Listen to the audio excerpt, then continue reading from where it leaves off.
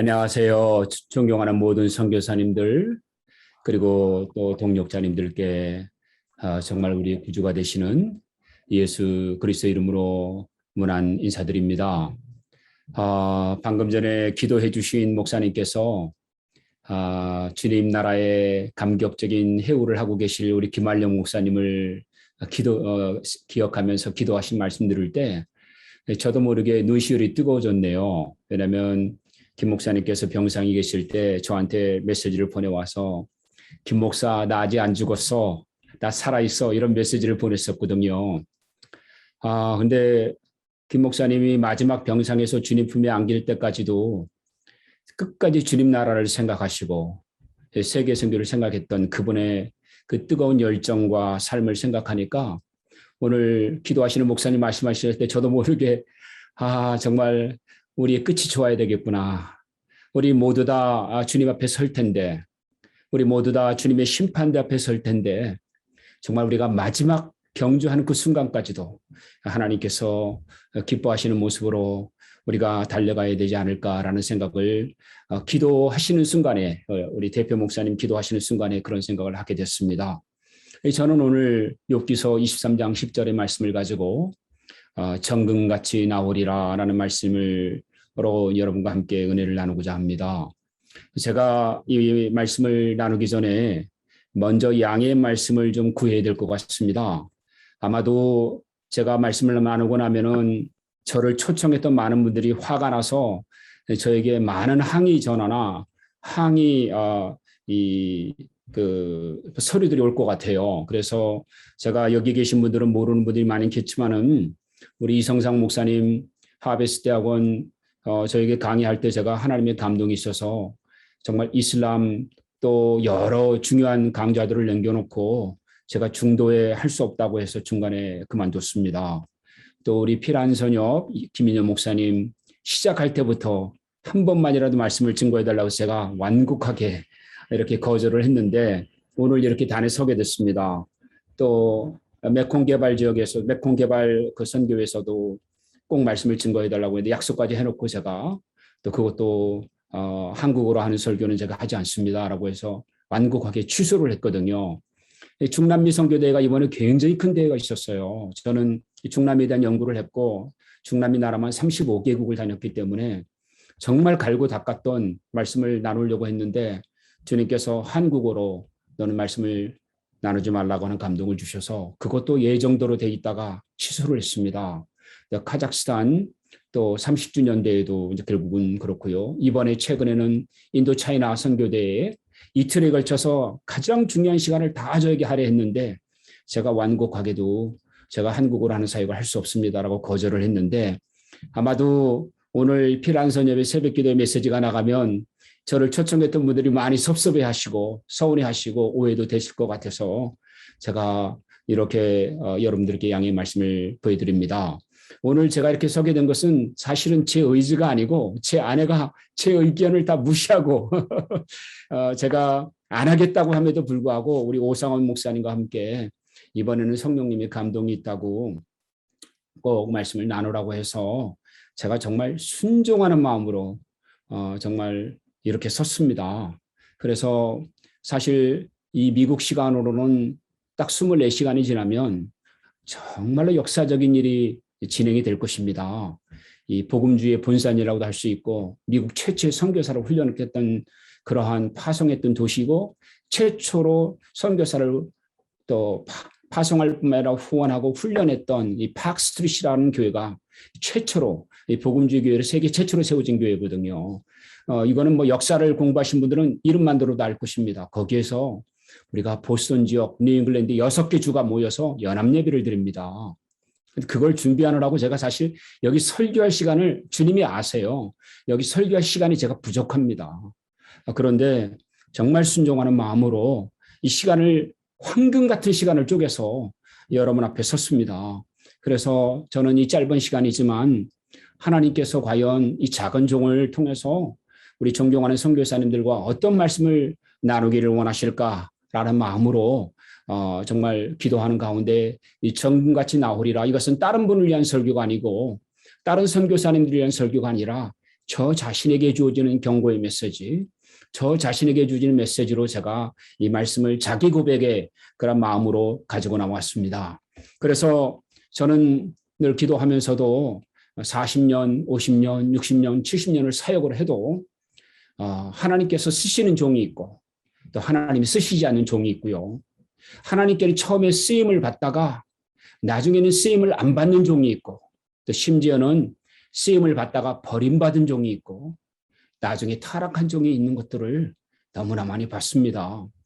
멀리서 본 게 아니고 제 앞에서 제가 알았던 분들, 제가 알고 있는 세계적인 너무나 유명한 분들이 그렇게 하나님께 쓰임을 받고도 버림받고 또 하나님 앞에 참담한 모습으로 정말 추하고 악한 모습으로 돌아가는 모습들을 세계 최대 교회라고 하는 몇 개 목사님들은 직접적으로도 관계가 있고요.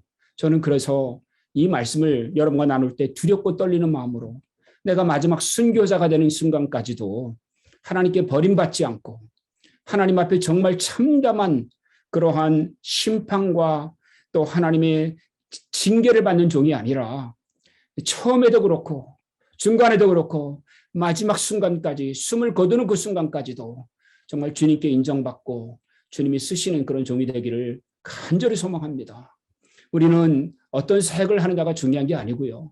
사람들에게 인정받는 게 중요한 게 아니라 결국은 하나님의 손 안에 하나님의 장중 안에 하나님이 세상 사람이 칭찬을 100만 배를 받아도 하나님이 인정하지 않고 하나님께 버림받으면 아무것도 아닙니다. 사울이 왕이란 직위가 무슨 의미가 있었겠습니까? 그 권세가 무슨 의미가 있겠습니까? 사울이 버림받고 그가 참으로 하나님 앞에 참담한 모습이 됐을 때 우리의 모습이 그렇게 된다면 얼마나 슬프고 아픈 일이겠습니까? 저는 이 모습을 저의 자화성으로 보고 시작도 그렇고 중간도 그렇고 마지막 순간까지 정말 하나님이 사용하시고 하나님이 기뻐하시고 하나님이 쓰시는 그러한 종이 되어야 되겠다는 다짐을 해봅니다. 이 저의 사역을 이렇게 돌이켜보면은 제가 한국에서 정확하게 6년 반을 개척교회 사역, 부교육자 사역을 했더군요. 제가 대학을 졸업하고 또 목사 안수를 받고 한국에 사역한 기간이 6년 반인데 너무너무 힘든 사역을 했어요. 그런데 필리핀에서 사역을 해보니까 한국에서 7년 가까운 목회가 없었다면 필리핀 사역을 못했겠구나라는 고백이 들 정도로 하나님께서 혹독하게 한국의 달동네부터 대형교회 부목사로부터 여러 사역을 시키셨어요. 그것이 저를 위한 연단임을 깨닫게 되어졌습니다. 그리고 제가 한국에서 필리핀으로 와서 10년을 사역을 했습니다. 10년의 사역이 저에게는 100년처럼 느껴졌습니다. 그리고 또 하나님께서 그러한 모든 사역들을 이루어 주셨습니다. 그런데 저는 그 10년 사역을 마치고 영국으로 건너갔어요.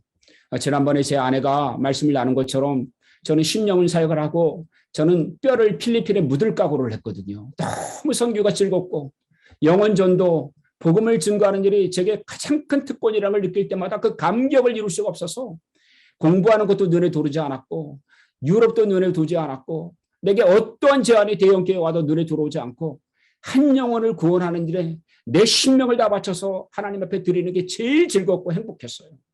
저는 지금도 제 삶을 돌이키면 어느 때가 가장 좋았느냐라고 말하면 굶으면서 40일 금식하면서 21일 금식을 70번에 넘게끔 반복하면서도 그 영혼 하나를 위해 달려갔던 그때가 제일 행복했고 제일 즐거웠고 제일 감격스러웠다고 자신 있게 말할 수 있습니다.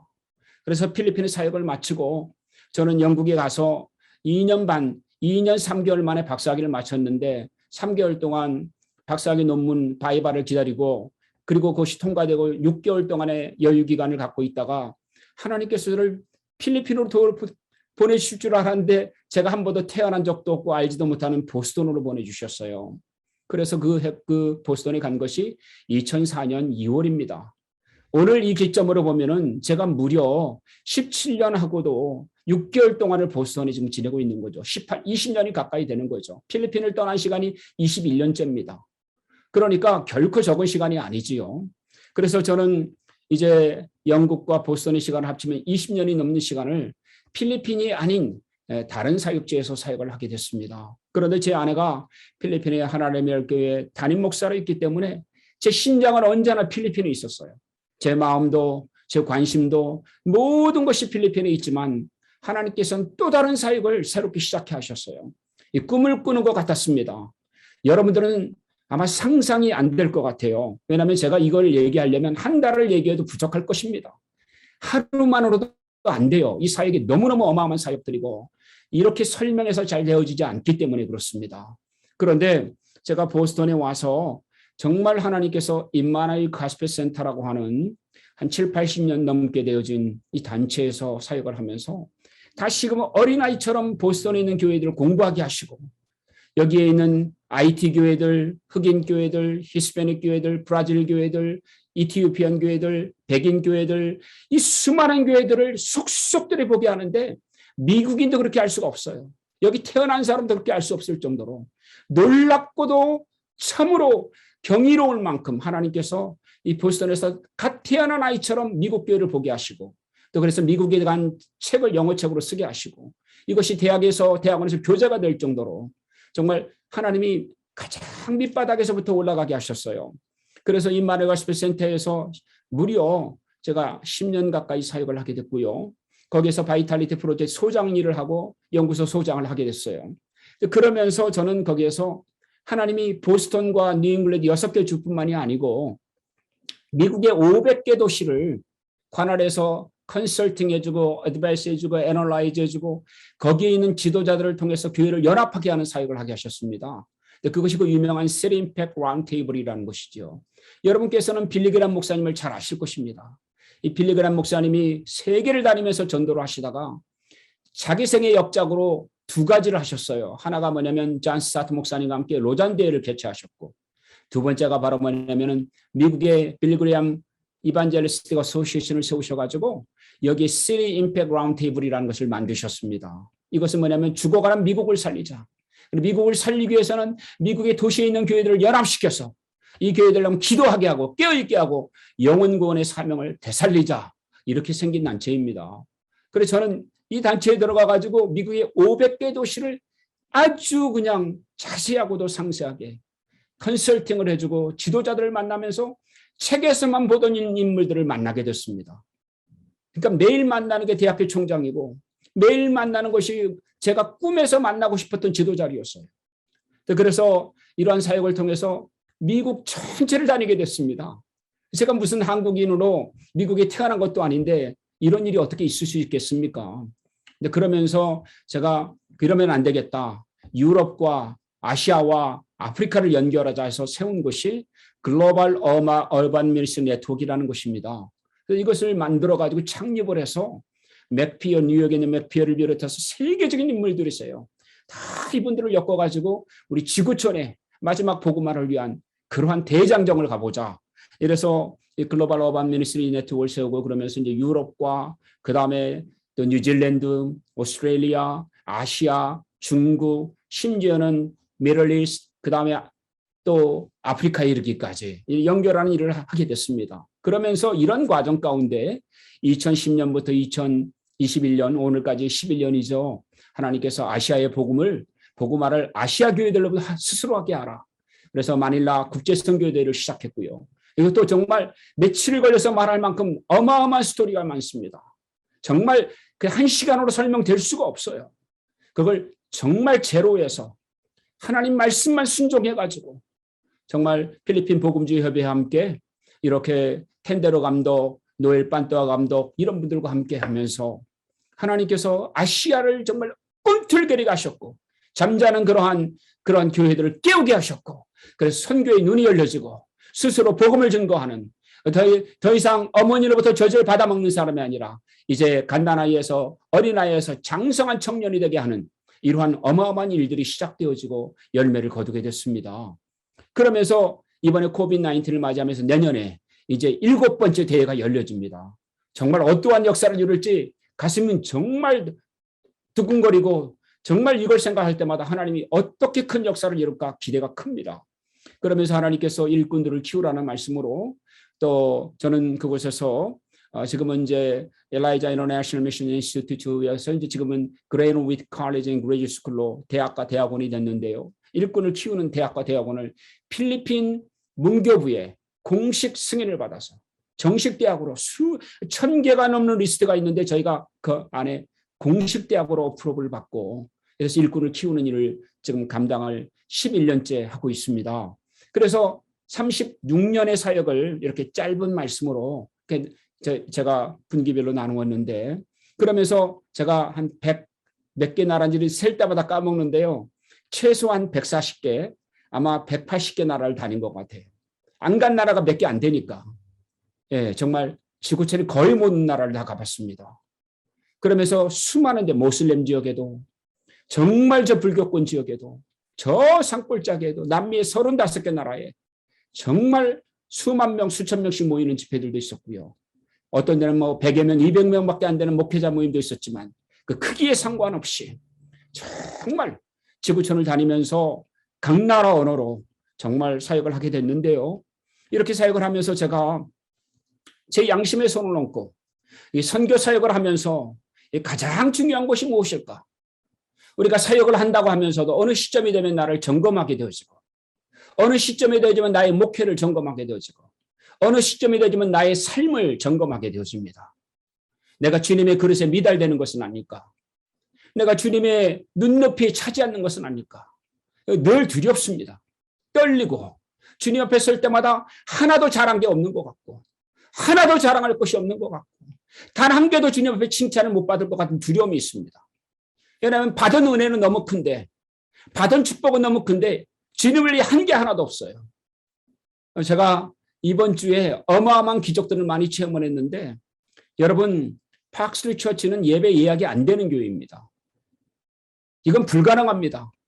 근데 하나님이 친히 하시고 이거를 설명을 하면은요 여기 있는 미국 백인 목사님들 다 입을 벌려요. 다물지 못합니다. 왜냐하면 하나님 앞에서는 우리가 한 게 하나도 없더라고요. 내가 한 게 하나도 없어요. 하나님이 스스로 하시고 하나님께서 하나님의 계획과 섭리를 이뤄나가시더군요. 그런데 문제는 뭐냐면 하나님이 일을 하시더라도 모세를 통해 일하시고 엘리야를 통해 일하시고 하나님께서 일을 하실 때 아브라함을 통해 일하시는 것처럼 하나님이 일하실 때 하나님의 종들을 사용하신다는 거죠. 이 하나님의 종들을 사용할 때 우리가 양심의 손을 얹고 나는 과연 하나님 앞에 쓰임받을 만한 종인가? 나는 과연 하나님 앞에 하나님이 기뻐하시는 종인가? 나는 하나님께서 나를 지금 쓰고 계시는데 가장 즐거워하시고 하나님이 가장 행복해 하실까? 이걸 우리가 자문자답을 해봐야 합니다. 선교 사역을 하면서 가장 중요한 것이 무엇일까를 우리가 생각해 보면은 우리가 선교학을 가르칠 때도 저는 대학원에서 가르치고 박사과정도 가르치고 해서 다양한 미국 백인뿐만 아니라 정말 다양한 분들을 가르치게 됐어요. 그리고 우리 선교학의 첫 번째 용어가 뭡니까? 타문화 사역 아닙니까? 문화 적응 아닙니까? 나와 전혀 다른 문화에 있는 것을 어떻게 inculturation, enculturation, accommodation, 그 다음에 enculturation 이런 모든 전문 용어들이 어디서 나옵니까?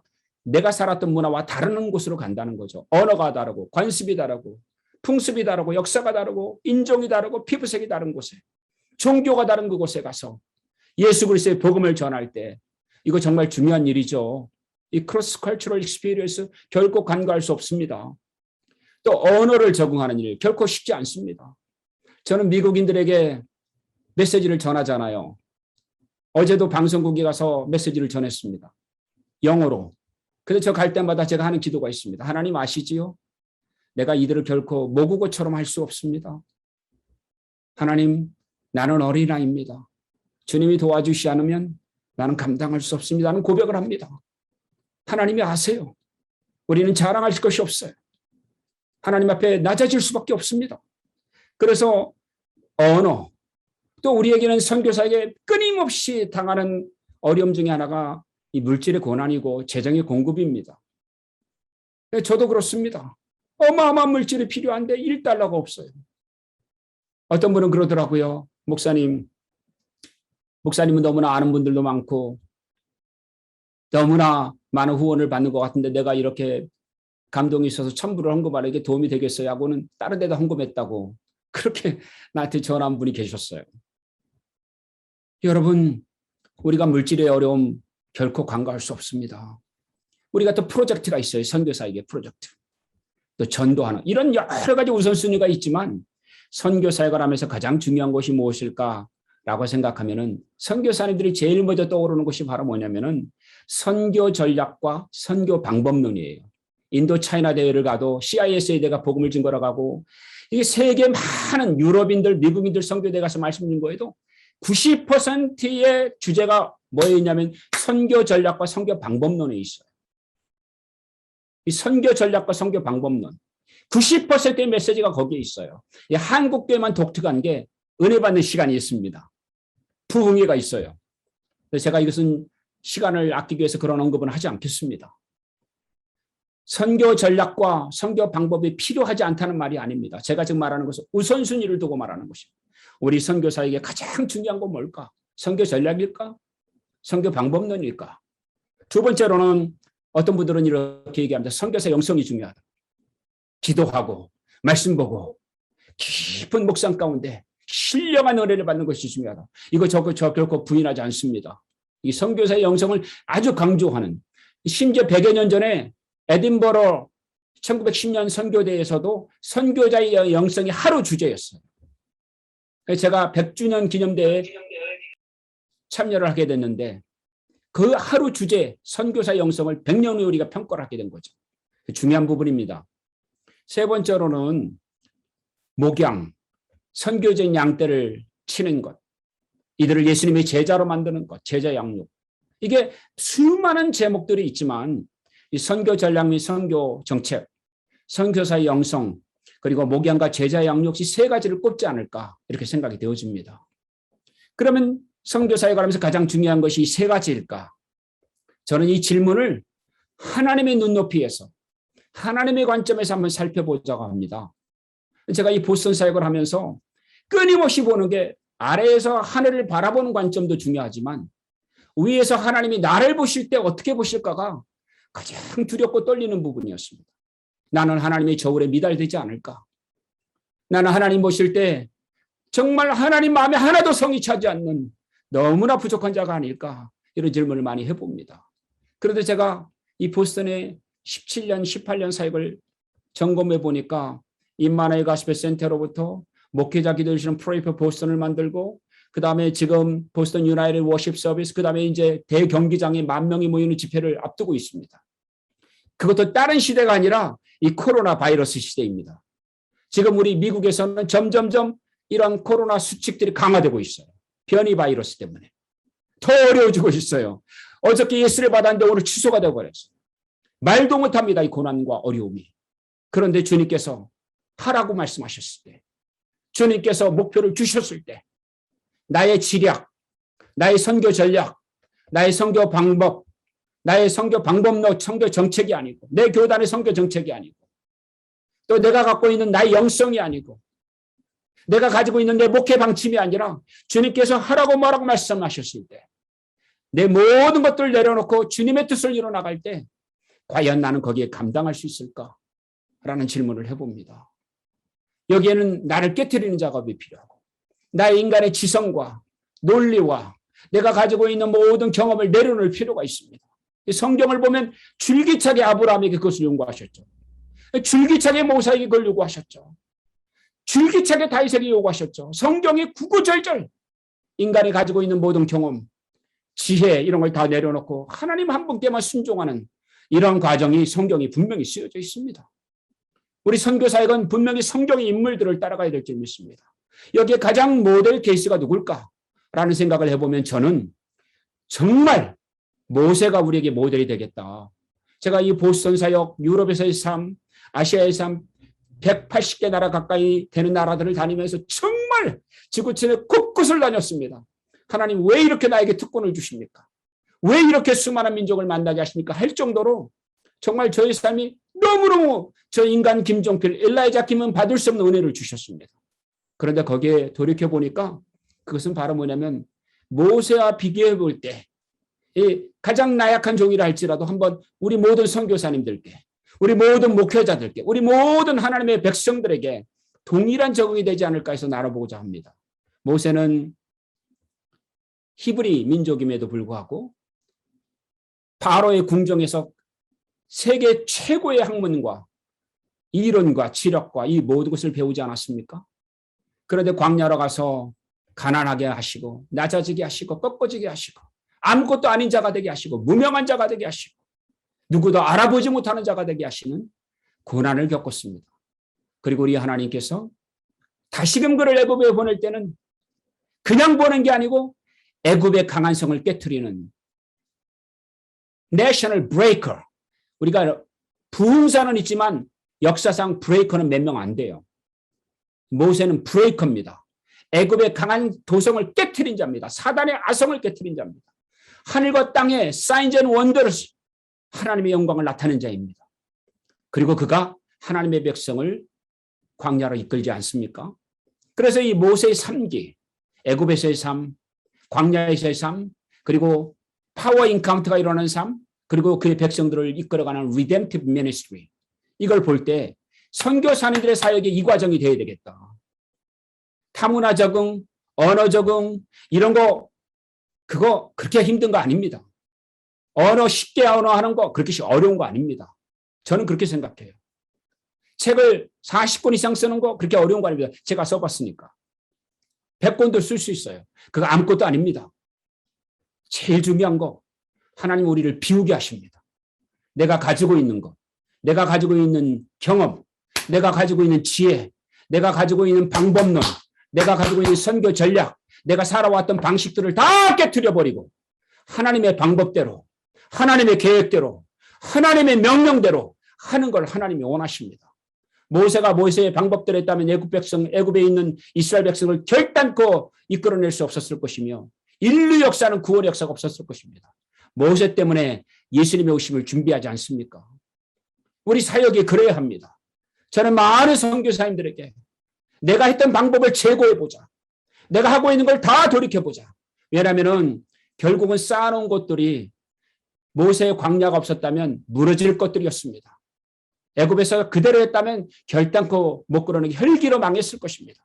그래서 우리가 이 모세의 삶을 보면 광야의 삶이 가기 전에 애굽의 삶, 광야의 삶, 그리고 하나님의 능력을 불러일으켜서 그의 백성들을 이끌어내는 삶, 그리고 구원까지 이르게 하는 이 삶이 우리 선교사님들에게 동일하게 적용되어야 되지 않을까라는 생각을 해봅니다. 저는 필리핀의 그 가난한 곳에서, 저는 한국에서 서울에서도 아주 큰 교회에서 사역을 했고 부목사로도 있었고 또 심지어는 교회를 개척해서 달동네 사역을 5년 반을 했습니다. 그리고 필리핀에 가서 더 가난한 지역을 갔습니다. 저희 하나님의 교회는 슬럼 지역이었습니다. 그곳에서 하나님께서 저를 썩게 하시더라고요. 낮아지게 하시더라고요. 아무것도 아닌 자가 되게 하시더라고요. 그런데 그것을 돌이켜보니까 하나님은 하나님의 종들을 아무나 쓰지 않는다는 겁니다. 선교사가 3만 명이 뭐합니까? 한국 선교사가 3만 명인데 쓸만한 사람이 없어요. 우리는 이 넘버를 자랑하면 안 됩니다. 한국교회가 늪에 빠진 이유가 있어요. 선교사의 숫자에 자만하고 있습니다. 우리 모두 다 3만 명은 내가 과연 하나님이 쓰시는 종인가에 대한 자문자답을 해야 합니다. 저에게 평소 늘 저에게 이메일을 보내고 문안을 주시던 김요한 선교사님이 계셔요. 방금 전에 주님 품에 안겼다는 소식을 제가 들었습니다. 너무너무 고귀한 분들이 계세요. 주님 품에 안깁니다. 그런데 하나님에게 쓰시는 자가 있고 하나님이 쓰지 않는 자가 있는데 하나님 편에서는 하나님은 아무나 쓰지 않는다는 겁니다. 아무나 쓰지 않는다. 3만 명이라 할지라도 그건 분명히 미디안 족속들이 침범했을 때도 하나님은 3만 2천 명의 숫자를 보지 않잖아요. 그들 가운데 300명만 넘겨서 쓰시잖아요. 우리가 이 넘버로 자랑할 때가 아닙니다. 한국교회는 철저하게 회개해야 합니다. 하나님이 나를 쓸 만한가? 교단에 쓸 만한 사람도 필요한 것이 아니고 내 선교단체에 쓸 만한 사람이 필요한 것도 아니고 내가 속한 공동체에 쓸 만한 사람이 중요한 게 아니라 하나님이 쓸 만한 사람인가? 하나님이 나를 쓸 만한 사람인가? 우리 양심에 손을 얹고 너무나 음란하고 너무나 타락했고 너무나 게으르고 너무나 자기 고집이 세고 너무나 자기 방법론을 굳혀 너무나 교단 선교 정책을 우선하고 너무나 선교 전략을 우선하고 너무나 내 방법대로만 기도합니다. 하나님의 방법대로 기도하지 않고 하나님의 방법대로 말씀 읽지 않고 하나님의 방법대로 성령을 순응하지 않고 성령의 사람이 되지 않고 육의 사람, 홀의 사람이 됩니다. 하나님이 슬퍼하십니다. 하나님이 슬퍼하십니다. 100만 명이 넘는 책을 파는 사람들 많이 만나봤어요. 여러분, 우리 영성은 사람의 명성에 있지 않습니다. 사람의 명성에 있지 않습니다. 얼마나 낮아지느냐에 있습니다. 얼마나 나를 깨트리느냐에 있습니다. 얼마나 나를 부족하고 아무것도 아닌 자라는 고백하는 자로 만드는 데 있습니다. 철저하게 모세처럼 광야에서 주님, 나는 아무것도 아닙니다. 나는 말벙어리입니다. 그 말 잘하는 모세가, 그 똑똑한 모세가 결국은 그 말하는 날까지 주님이 기다린 거 아닙니까? 나는 말을 못합니다. 모세가 말을 못하기는요, 그만큼 말을 잘하는 사람이 지구상에 어디 있습니까? 그것은 바로 뭡니까? 하나님이 보시는 눈, 아무나 쓰지 않습니다. 하나님이 내 지식이 다 아무것도 쓸모없다는 것을 듣기까지 기다리고 계시고, 내가 주장했던 모든 자랑하는 것들, 주님 내가 교만했다고 주님 앞에 회개하는 걸 주님이 듣기를 원하시고, 내가 선교 보고할 때마다 과장했던 거 얼마나 추악하고 더러운지를 만민 앞에 공개하기를 주님이 원하시고, 내가 물질 때문에 타협하고 내가 선교지에서 하나님이 기뻐하지 않는 일들을 했던 것들을 만민 앞에 공개하기를 원하십니다. 이것이 없이는 하나님 안 쓰십니다. 선교 정책은 행할 수 있습니다. 선교 전략 해나갈 수 있습니다. 그러나 그 그릇이 깨끗하지 않기 때문에, 더럽기 때문에 안 쓰십니다. 안 쓰시는 선교사 3만 명이 있으면 한국교회가 자랑할 게 있겠습니까? 자랑 못합니다. 우리는 숫자로 자랑할 것이 아닙니다. 하나님은 연단과 고난과 배고픔과 시련과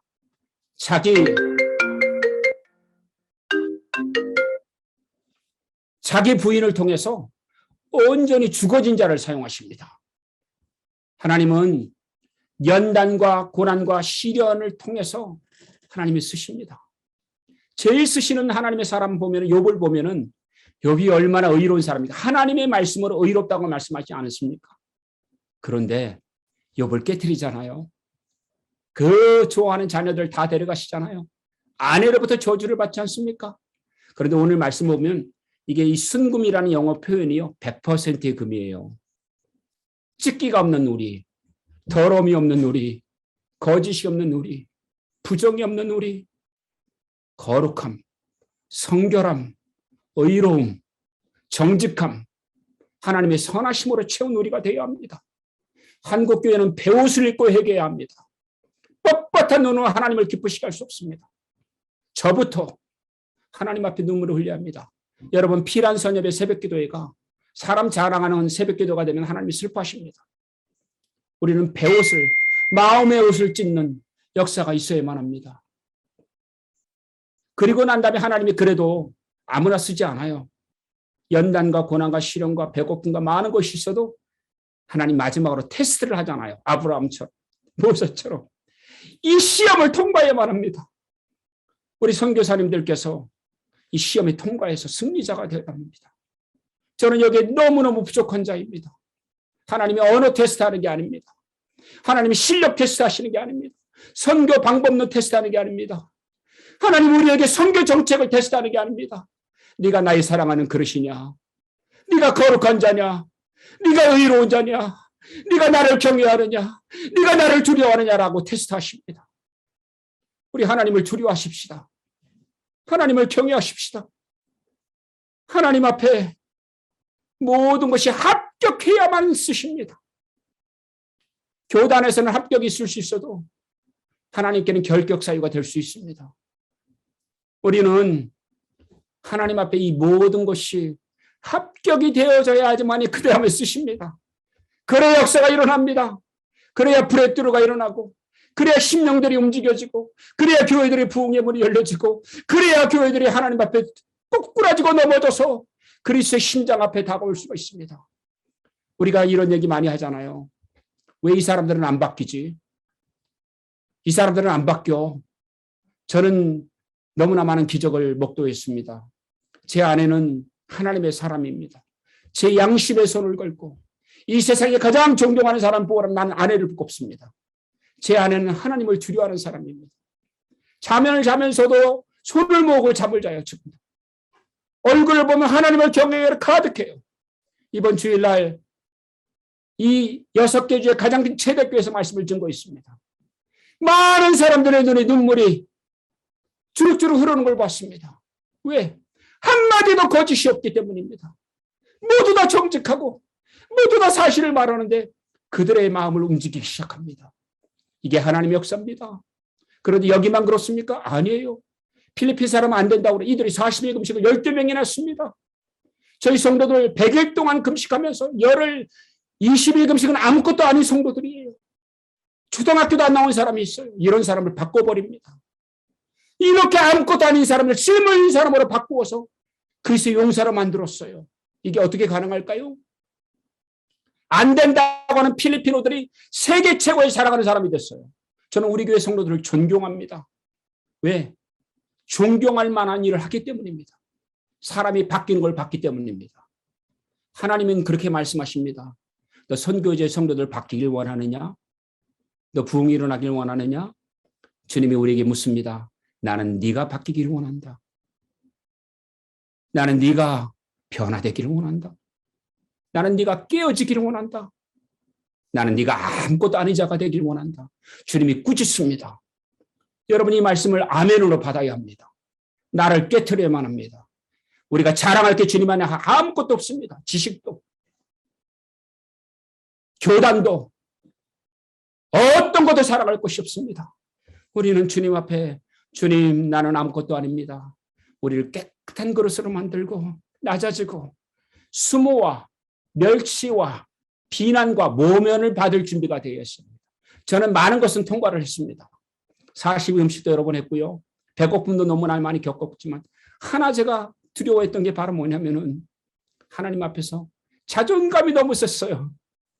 남이 나를 비판하는 걸 못 받았어요. 나는 옳은 길을 갔다고 생각했기 때문에. 이걸 주님께서 10년 동안 매를 때리시더라고요. 1년이 아니고 10년. 그때 그렇게 맞고 나니까 주님 나는 아무것도 아닙니다. 주님 나는 멸시를 받기에 합당한 자입니다라고 고백을 하게 됩니다. 나는 무시받기에 합당한 자입니다. 그때 주님이 기뻐하세요. 아무것도 아닙니다. 우리는 아무것도 아닌 자입니다. 하나님 앞에 하나님 나를 버리기를 원하십니다. 나를 버리기를 원하십니다. 그런데 왜 주님께서 제가 수많은 질문을 하지만 하나님 왜 보스턴입니까? 제가 영국에서 아내가 환상을 봤는데 비행기를 타고 영국에서 대서양을 건너더랍니다. 그곳에서 수많은 사람들이 모여 있는데 제가 말씀을 증거하고 아내가 거기 사역을 하고 제 딸이 피아노를 치더라는 거예요. 그게 지금 얼마 뒤에 일어납니다. 보스턴에. 그 대형 집회를 우리가 준비하고 있어요. 그런데 저는 아내가 꿈꾼 것들이 다 성취가 됐어요. 제가 꿈꾼 것들이 다 성취가 됐어요. 남아있는 건 보스턴이에요. 그런데 그걸 주면서 하나님께서 당신을 필리핀이 아니라 미국 보스턴으로 보내신다고. 불꽃 같은 글씨로 BOSTN을 하늘에 써주시면서 보스턴으로 가라는 음성을 주셨다고. 그래서 제가 그 얘기를 듣고 하나도 기쁘지가 않았어요. 아내에게 달려가고 싶었고 필리핀 성도들에게 달려가고 싶었고 보란듯이 사역을 성공시키고 싶었는데 필리핀을 못 따라가는 게 너무너무 안타깝더라고요. 하나님 내가 왜 보스턴을 가야 됩니까? 정말 차를 운전하면 막 울었어요. 하나님 아세요. 그리고 금식하면서 2주를 금식했어요. 그것 때문에 매일매일 주님께서 아버지가 아들에게 가르쳐주지 말씀하시더라고요. 보스턴을 가야 되는 이유.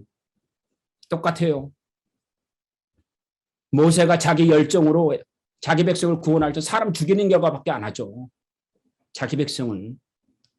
근데 그를 깨트려가지고 낮추시고 아무것도 아닌 자를 만들고 나니까 가라고 그러니까 하나님 내가 왜 갑니까?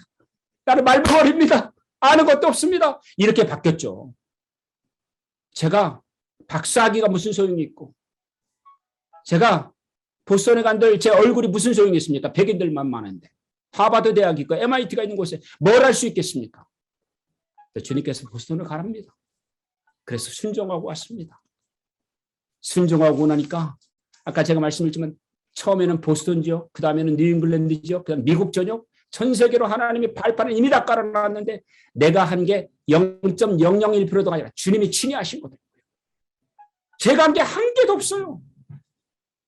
그래서 주님께서 이루신 이것들을 보면서 지금 보스턴에 있는 교회들, 또 매사추세츠에 있는 교회들, 그리고 버몬트, 커네티컷, 로드아일랜드, 메인, 뉴햄프셔, 매사추세츠 6개 주가 연합해서 내일 예배를 드립니다. 이거 거의 100년 만에 불가능한 일이에요. 여러분, 역사에 나오는 일들이에요. 그런데 정말 하나님께서, 저도 제 아내도 일주일씩 금식하고 필리핀의 성도들이 금식하고 있어요. 지금도 열흘, 7일, 5일, 정말 기도 때문에 흑암의 장벽이 떠나가고 그러한 셰클들이, 그러한 족쇄들이 무너지고 끊어지게 되어지고 하나님의 역사가 일어나게 되더라고요. 결국 우리가 하나님 일을 할 때 하나님 앞에 순종하니까 하나님께서는 하나님의 일을 행하십니다. 인간의 생각은 불가능한 일. 그게 뭡니까? 보스턴은 청교 본고장이고 미국의 뿌리입니다. 보스턴은 1차 대각성 운동이 일어난 곳입니다. 그 유명한 조나탄 에드워드의 사역이 이곳입니다. 그 유명한 조지 휘트필드가 7번의 방문 가운데서 보스턴이 가장 큰 사역을 해서 대각성 운동이라는 이름을 얻었습니다. 이곳에서 또 세계 최초의 선교운동이 일어났습니다. 2차 대각성 운동과 더불어서. 우리가 이거 유명한 아도라임 저슨 기억하시죠? 이분이 여기서 나왔습니다. 제 집에서 15분 거리입니다. 이것을 최초의 선교사를 파송한 교회가 제가 내일 집회하는 파크스트리트 교회입니다. 어마어마한 역사를 갖고 있습니다. 이걸로 끝난 게 아닌 지역입니다. 여기에는요, 남북전쟁 전부터 매일 기도회가 있었던 곳입니다. 남북전쟁 가운데서도 가장 큰 부흥이 일어났던 지역입니다. DMD가 사역하면서 무려 2만 400명의 선교사를 파송했는데 한국에만 679명, 그러니까 700명 가까운 선교사가 왔습니다. 크리스마스 시리를 만든 제임스 홀 박사를 비롯해서 아빈슨 박사, 세브란스 병원을 세웠던 그분, 한국교회 역사 가운데 80~90%가 이 지역과 관계가 있습니다. 어마어마합니다. 정말 이 강의를 하려면 3개월을 제가 강의해야 합니다. 그렇게 많은 역사가 있습니다. 그렇게 한국교회에 지대한 영향을 미친 곳입니다.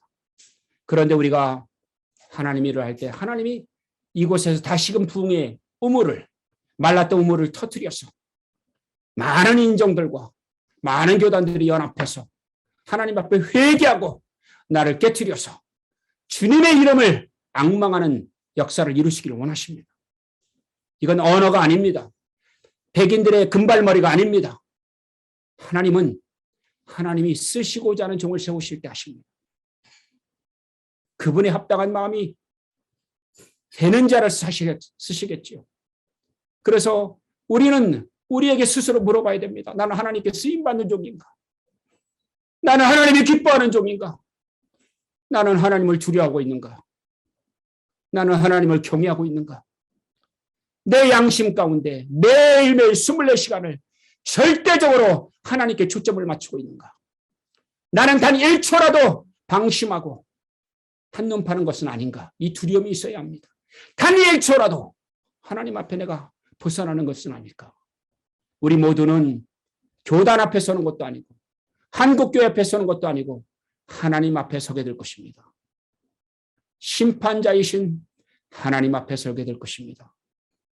하나님을 두려워하지 않는 자는 함부로 말을 합니다. 비판합니다. 그것을 누가 받습니까? 스스로 받습니다. 하나님 앞에 설 때 우리는 하나님을 두려워함으로 하나님 앞에 단독자로 서야 합니다. 그리고 사역을 대충 대강이 아니라 목숨을 건 사역을 해야 합니다. 제 아내는 이곳에 와서도 목숨을 건 사역을 하고 있어요. 매일 전도를 나갑니다. 오늘 비가 어마어마하게 내렸습니다. 집에 돌아왔는데 저는 일초를 쉴 수가 없었어요. 밤을 어제 12시 30분에 일어나서 5시간까지 일을 했습니다. 딱 1시간 잤어요. 제 아내는 목숨을 건데 제가 사역하는 사이에 그 박수를 쳐 제가 전도를 했는데 그 자켓이 다 젖어서 바지까지 다 젖어서 들어왔어요.